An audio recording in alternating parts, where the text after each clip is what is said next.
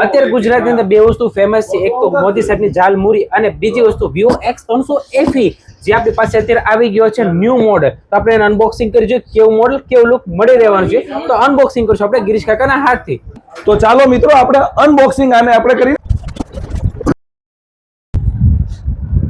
X300 FE 6.3 ઇંચની એકદમ compact size બનાવી છે. તમે જોઈ શકો છો મિત્રો, એકદમ LTPO AMOLED ડિસ્પ્લે આપેલી છે.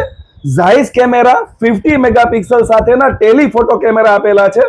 50 મેગાપિક્સલ ટેલિફોટો, 6500 mAh બેટરી આની આપી છે, જેથી તમે તમારા આખો દિવસ તમે ગમે એટલો યુઝ કરશો તો બેટરી પણ આનો બેકઅપ તમને મળી રહેવાનું છે. 90 વોટનું ફાસ્ટ ચાર્જિંગ આપેલું છે. સ્નેપડ્રેગન 8 Gen 5 પ્રોસેસર છે. કેમેરા સાઇઝ એકદમ પ્રોફેશનલ કેમેરા લુક આપેલો છે, જે કોઈ પણ માં આવતો નથી.